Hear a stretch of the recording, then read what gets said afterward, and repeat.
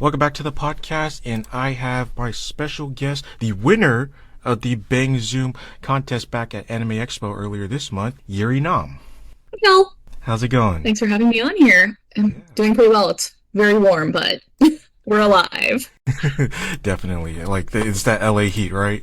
Yeah, it's been pretty rough for the past few weeks, but we'll get through it. Yeah, definitely. Because I'm like outside of Hayward in the Bay Area, and like, it's strange because you have Hayward, which is like sometimes hot, but then you go to Castro Valley, then it's hotter, but then you come to San Francisco and you're bringing a 60s. jacket. Mm-hmm. Yep. Carl the Def- Fog. yeah, definitely bringing a jacket. I'm like, man, I wish I still lived in San Francisco right now. Then maybe 1 week of a heat wave, that's like up in the 120s, and then after that, it's like cool all year round. Smooth sailing. So, so first off, thanks again for agreeing to do this, and as I mentioned earlier, congratulations on winning the Bang Zoom open auditions for Undead Unluck. So before we go into all of that and your story, where you're going from here, I gotta know, are you playing anything right now? Like video games? Yes. Oh boy. So I got very into Honkai Star Rails last week, like to the point that I played for 30 hours straight. So that's just sort of been my life for the past week. Nice. I've been hearing a lot of good things about it. People really been liking it. Oh yeah, and the voice acting phenomenal. Perfect. That's good to hear. Okay, Yeah. so with video games out the way, let's talk shop. Tell us about yourself. Like, you're a All voice right. actress and you've done a lot. So tell us, how did you get involved in this, and what are you working on that you can talk about, of course. All of that. Yeah. Yeah, so I have officially been a voice actor, I guess, for like 3-ish years now. Growing up, I grew up watching anime, a lot of cartoons, playing video games, etc. And so, like, I knew that voice acting was a thing since like I was 8. And I remember saying, like, oh, I want to be a voice actor, but I was always like, I'm not talented enough. Like, I'll let everyone else do it. So it was just like always in the back of my mind. And it was one of those, like, I'd love to do it, but like, ooh, I can't. And then I remember in like 2019, July, Fire Emblem Three Houses dropped. And there was just this one scene where I was like playing the game and I suddenly felt so much emotion. And I was like, I really want to do this. Like, I really, really, really want to do this. But I was still like finishing up college and like starting my professional career. So I was like, okay, maybe I'll just like pause for a bit. And then fast forward like 6 months later, I had graduated and I realized I really missed learning. Hmm. And so I told myself, like, I'll just take one intro to voice acting class. I like did a quick Google search and found Voice One and SF. And I was like, okay, they have a fantastic like intro curriculum. So I'll just do that, get it out of my system, and then go continue my professional career. And I'll be able to say I did it. And so I showed up for the intro class, ended up loving it. And so I just did the whole intro curriculum and then started doing the core curriculum. And then I just reached the point where I was like, I really want to do this. Like, I think I can do this. I really want to do this. So I just kept taking classes, did my commercial demo. A year later, did my animation demo. And then here we are. And so, because I've been juggling like my day job and just like figuring life out between like my health, mental health, etc. It's been very hectic, but I feel like just the past few months I've really started to get the wheels turning. And yeah, That is good. That's great. And you said Voice One too, right? exactly. Yeah. So Voice One, it's And I interesting. believe you're also an alum? Yes, I am. I Yes. was just about to bring that up. So, for those who don't know, here in San Francisco, we have a voice acting school founded by Elaine called Voice One. And as of recently, they've been bringing in like directors like Andrea Toyes.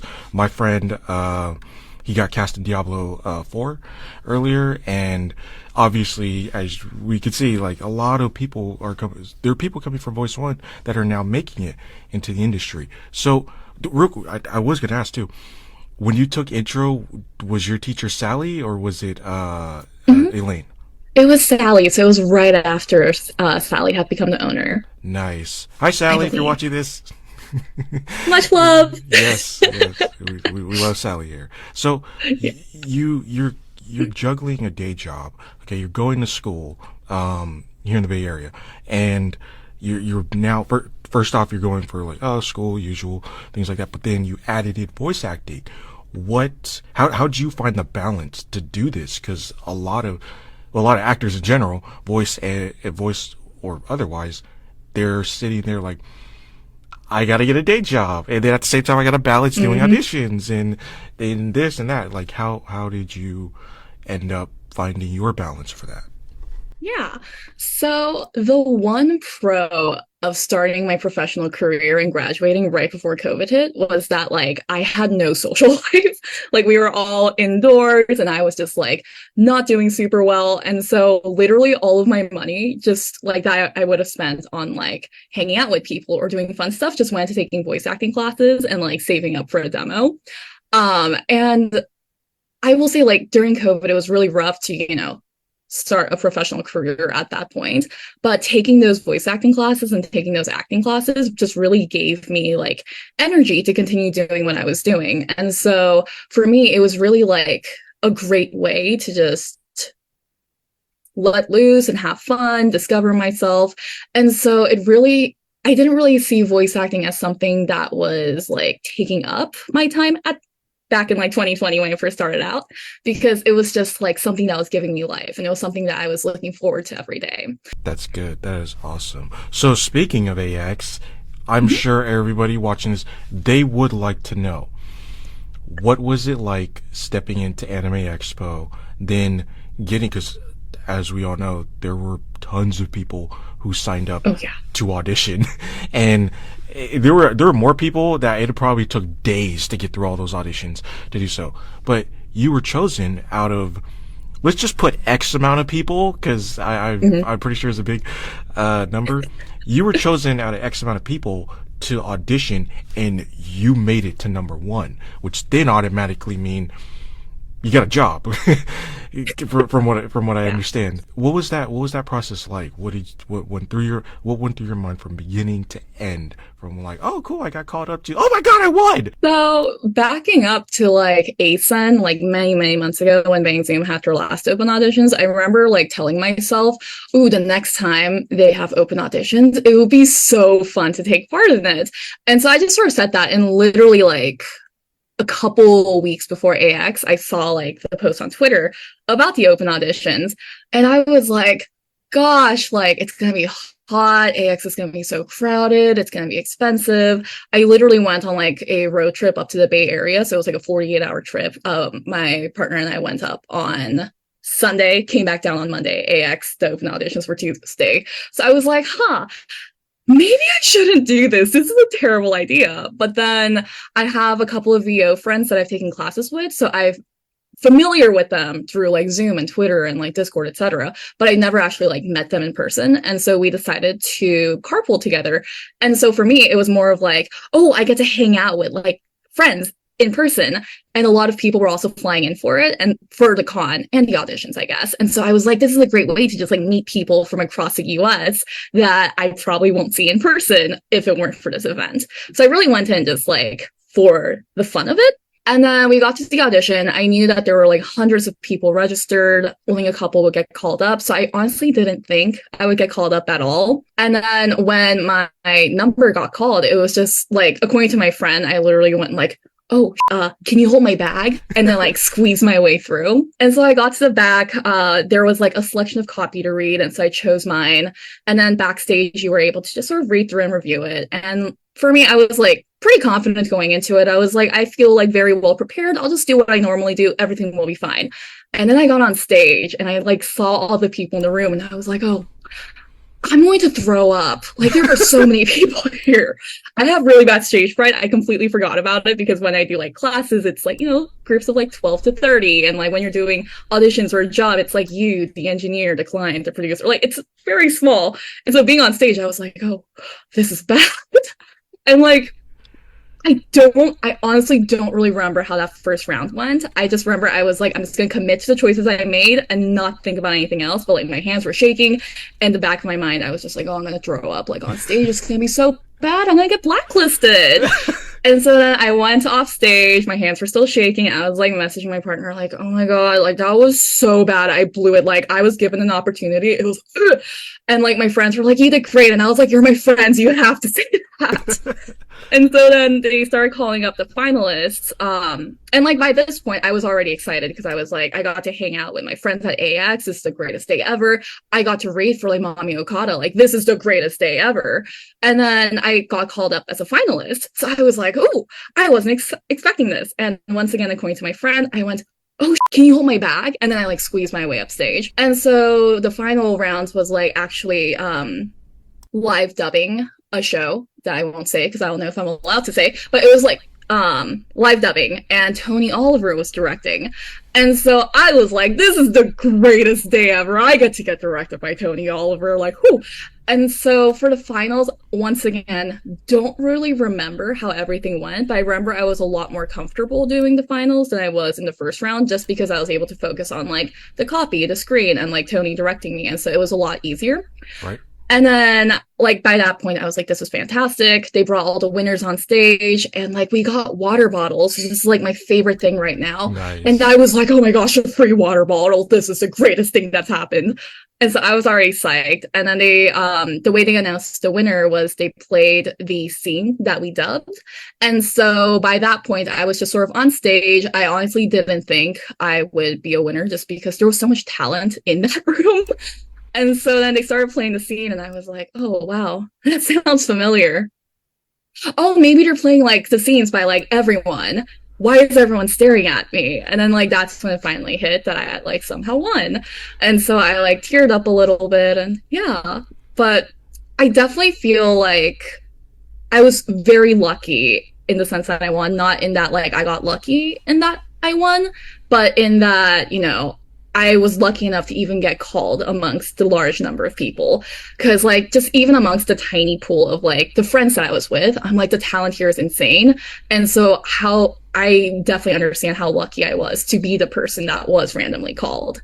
And like that's also where like a lot of imposter syndrome comes in, because I'm just like, oh, you know, it's definitely luck. But then just like the people who actually got called up for the open audition, like there was so much talent there. So I'm like, if I call myself lucky, I'm looking down on that talent. And so that's helped me stave off the imposter syndrome.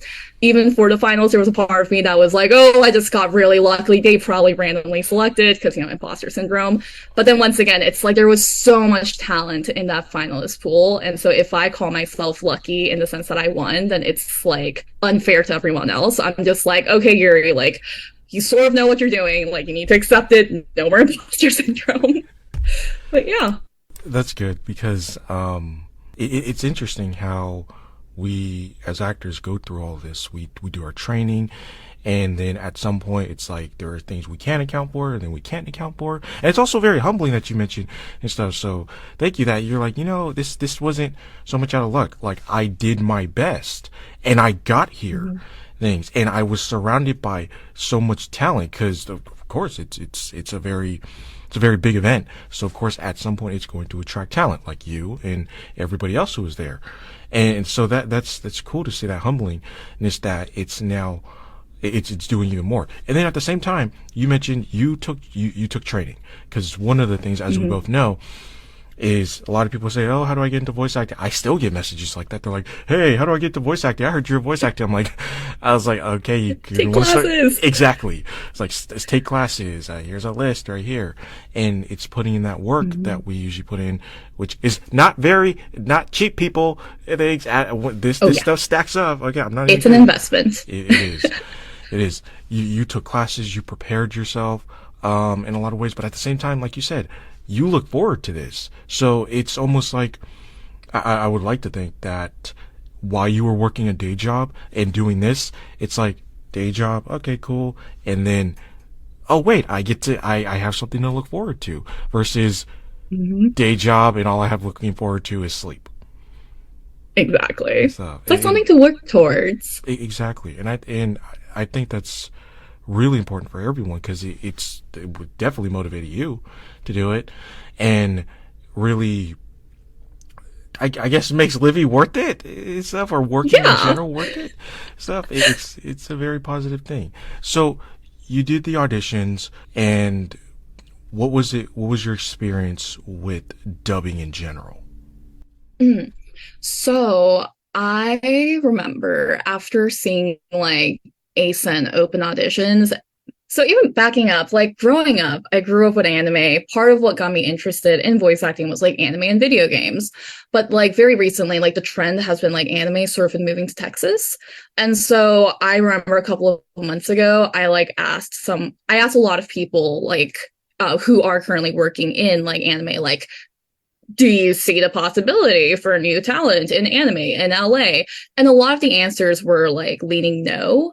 And so I just sort of told myself and everyone, like, I'm willing to give up on anime. I'm willing to focus more on like video games and commercials, but like, that's not something that I like have to do. And so I didn't take a lot of classes in regards to like anime or dubbing. Although a couple of months ago, I saw a like dubbing intensive, an ADR and dubbing intensive course through Voice Masters. And so it was like a month long course. And I figured like it's a skill set I can add to my resume. So I took that. And it was like 4 weeks of just learning to dub. And so that was pretty much all I had going in. Actually, no, going back to June of 2020, when I first started taking classes, Stephanie Shea taught an anime course at Voice One. And so that was like before people figured out like the technology of how to make ADR, make dubbing work through the Zoom. And so like it was an experience. I was definitely like nowhere near prepared because I was like, what, 3, 4 months into my voiceover training, but it was still like a very fun experience. And so yeah, it was like that dubbing class and then my 4 weeks of classes. And then like 2 weeks later it was AX. Nice, nice, definitely. For those who don't know who Stephanie Shea is, if you've watched anime, you probably have heard her at least twice or more. And then, as you mentioned, Mami Okaida. For those who don't know, Mami Okaida is the lead casting director of Bang Zoom. Look it up online, you'll see it right there. So you have this, and I've also, the last time I did dubbing for a class, the last time I did dubbing with Voice One, there we go, which was the first time I did dubbing in general was before they moved to, I never forget, that's the funny thing, being in San Francisco, you forget what street it's on sometimes, but you know the landmark and things. So Exactly. You like get off bar, you see like the Bang, you can take a turn. exactly. There's the Taco Bell over there. So I did dubbing with Elaine Clark, and it's very challenging for a lot of people want to Very technical. A lot of people want to get into anime, but it's like, okay, aside from just having the training as an actor or an actress, you also have to understand, okay, lip movements, time stuff, and then putting that all together to make it work as one. Since you were live dubbing, how did you adjust for that? I honestly, I didn't really think much of it because I just had so much like trust in Tony as he was directing me.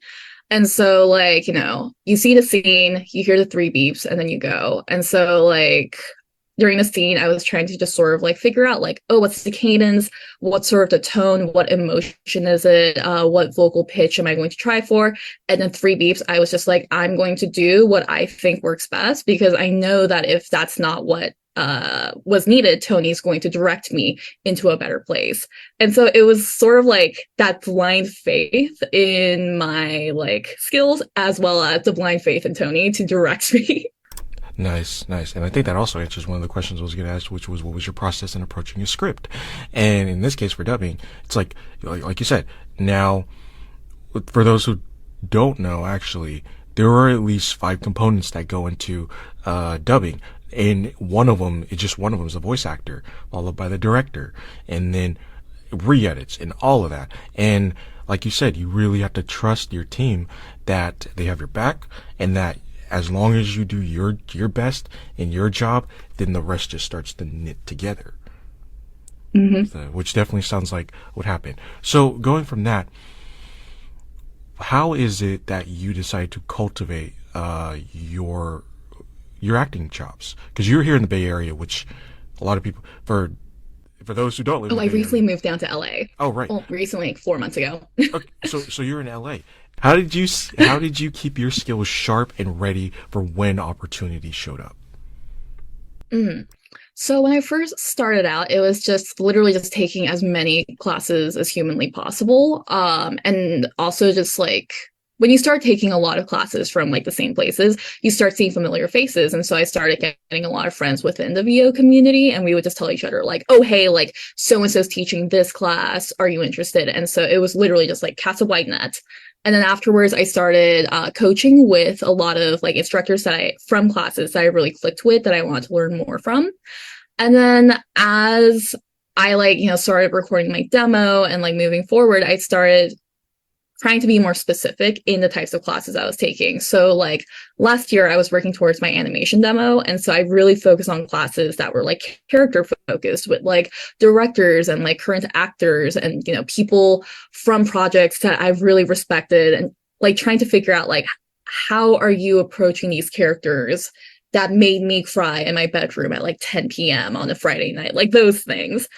And so it was really trying to just figure out like what I wanted to develop, figuring out like who's teaching, what can I get from them. And as I was approaching classes, I would also have a very like clear goal in mind, like this is what I want to get out of this class. And so I would, try to focus on working on weaker aspects. Like for example, I could not yell. Like I was so bad at yelling. And so anytime there were like, soldier copies or things like that, I would always shy away. But whenever I saw like a voice actor who's like predominantly known for those types of characters, I'd like go into the class like saying like, I'm going to yell today. I know it's going to be bad, but like, this is why I'm here. I need to understand how to move forward from that point. And so it was a lot of that. And then recently I've been looking into a lot of classes with like, casting directors, producers, directors, etc., because I really want to know like how can I hone my skill to better fit like what people are looking for, and like what exactly are people looking for, since it's always like a changing dynamic. So yeah. Yeah, that's good. And it's interesting that you also mentioned a very important thing, which is, excuse me, which is you started with classes and it's like, okay, great. And the majority, like all of us, when it's like, okay, cool, just take classes. And then as you kept growing, you started refining, like, all right, you went from giant pool of classes to I need specifics to work on specific skills. And because now we're talking money, now we're really talking like I got to put money down on a specific class, but it's versus when just starting out, it's like, all right, I'll take what looks like a good thing to start, like an introduction course. And then as you grow, it's like, all right, now I need to figure out where does my money go and what skill is it going to be funding that I need to work on. And like you said, it's like you just said, you looked and it's like, okay, I need to work on this. I used to shy away on that. And I think it's important for people to understand that as you start taking classes, it's not just throw a random class down the first thing you see. It's what do I need to work on, and what do I need to really cultivate my instrument, like you said, whether it be singing, in order to bring the best of me as an actor or an actress. Exactly. Stuff. And I think that's really important. So if you're watching, people, get specialized. Thanks. Get strategic. Yes, get strategic, especially since you'll be spending money on this a lot. Yeah, it is a pricey investment. Definitely. So what research material have you gone through when it came to voice acting or just acting in general? Have you gone through any? Like, what would you recommend? Mm. Yeah. So when I first started taking classes, literally like I took my intro class of Voice One, and then like on the BART ride home, I remember buying the book. There's Money Where Your Mouth Is by Elaine Clark. I'm pretty sure that's the title. Yep. I like bought that on my ride home, and I just like read that cover to cover, I think like 3 times in the span of like 2 weeks, because I really just wanted to get the basics of like, okay, what am I getting into? So that was like a fantastic starting point. I would also say, oh my gosh, it's a book by Tara Platt and Yuri Lowenthal. Yes. Voice actor. Voiceover. Something like that, right? Yes. That was also another book. There we go.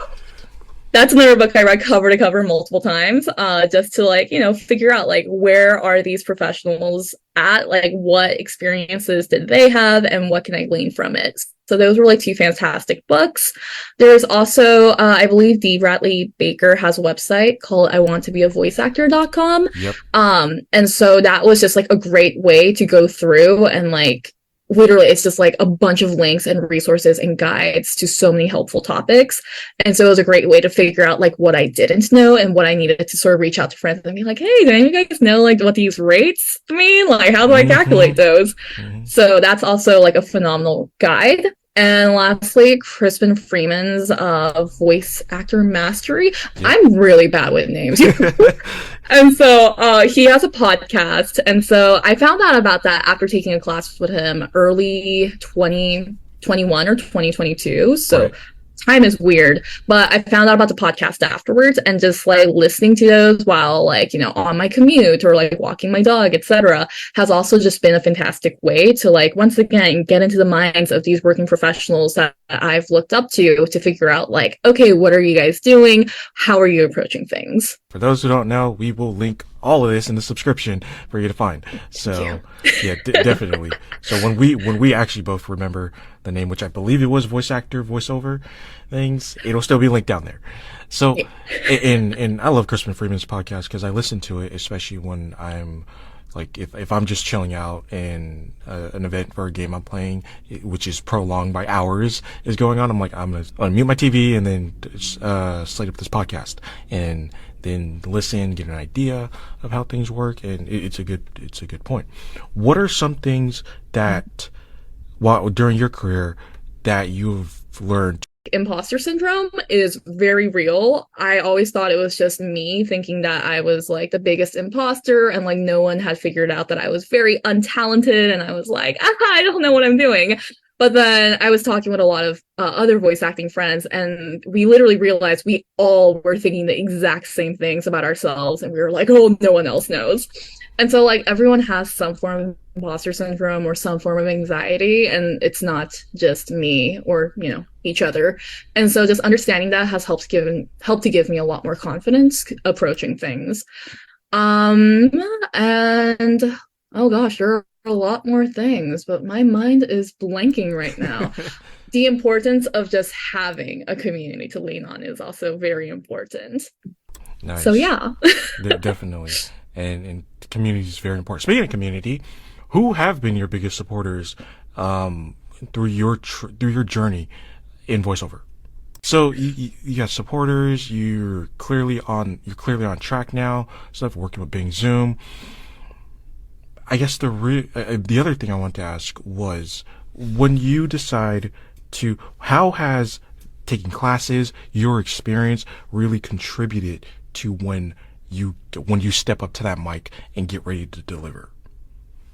I would say taking the classes and knowing that I have the training really gives me the confidence and trust in myself to like, do what I need to do. Like going back to the open auditions, like I got up before I was on stage and I was like reading the copy backstage. I was like, immediately like, oh, I want to approach this line this way and I'm going to approach this line this way. And this is like, I'm going to emphasize this is going to be like my give as I go into it. And so all of that was, skills I developed from past classes, like reading copy for instructors. I would always try to figure out like how do I sound like a real person and how do I make all these things sound unique? And so I was able to just have that confidence going in. And then once again, I stepped up to the mic, saw the crowd, and I was like, I'm going to pass out or throw up. And I didn't because I had prepped like how I was going to approach lines backstage. And so I was able to just like focus on that instead of like the crowd of people and my insane like stage fright. And so that just sort of gave me the confidence and the skills to go through with that. I also remember when I first started taking classes, I'm not sure which mentor it was. It might have been multiple, but a lot of people would ask like, what do you need in order to succeed as a voice actor? And I'm pretty sure it was multiple people. Like so many instructors would say it's 50% skill and 50% luck. But they always emphasize like the luck is like opportunities coming around. So if you don't have the skills to back it up, like that luck will be completely useless. Right. And so in my situation, like I was very lucky in that I got randomly called up and I had the skill to take advantage of my lucky opportunity. And so, yeah, it's like just trying to figure out like how can I best prepare so that when the opportunity comes, I'm ready to put my best foot forward. That's good, definitely, and I agree that we mainly spend so much time preparing, and then for that opportunity that shows up, versus a lot of people think that because I've seen it, a lot of people think, oh, cool, I get in a voiceover, and then that opportunity shows up, and they can't deliver because they invest in themselves first and their skill. Mm-hmm. But as we're seeing with like people like you and other successful people, you got serious about what it is you want to do in voice acting, and then when that opportunity decided to run by like a car or a train, you were ready to jump on it, and you had that confidence to do so. What drives you to do this? I would say it started off because I kept telling myself, like, I want to make 8-year-old Yuri proud and, like, at least try this thing. Like, I want to at least put the effort in so that if it doesn't work out, I can say, like, at least I tried. And then that slowly evolved into, like, the sense of, or this realization that, like, I really love acting and doing what I'm doing. Like, and so it's just sort of the sense of, like, I want to keep putting my creative energy into it. And also I would love to, provide voices for characters that might also one day influence like younger generations, like young me at 8 years old playing Tales of Symphonia, going like, oh my gosh, voice acting. Like I would just love to be able to do that as well. That sounds so narcissistic. No, it's like disclaimer, good. I'm just like some guy right now. It's like it's good. And it's always good to hear. So because it's really like it's a form of play and like discovery and just learning new things about yourself and the world as well, and like how you approach those. Agreed. So as we wrap things up, where can people find you? Oh boy. So I am on the Bird app, so Twitter and Instagram, and my handle is at Yuri, so EURIE _Namster, like hamster but with an N. And yeah, that's about all of my socials. I try to like limit my social media. And let's see, I also have my website, which is just my name, UrieNam.com. And you can hear my demos, see my amazing color palette, see the amazing icons I got commissioned by my friends and other talented artists. And yeah. They look great. I've seen your website and it looks pretty good. Thank you. Thanks. So with that being said, Yuri, thank you. I really appreciate you coming on the podcast, sharing your story. Congratulations again on your win at Bing Zoom. Obviously, it was like, oh, wow, it was such a, you were just like, at what point, like, wow, what's going on and stuff, and then you win. So congratulations, and thank you for sharing your story with everyone else. Of course, anything for fellow Voice One fam. Thank you. So, Voice One, like we representing out here. Thanks. So, everyone listening, hit the like, subscribe. The link to where to find Yuri will be in the subscription of this video, and I'll see you guys around.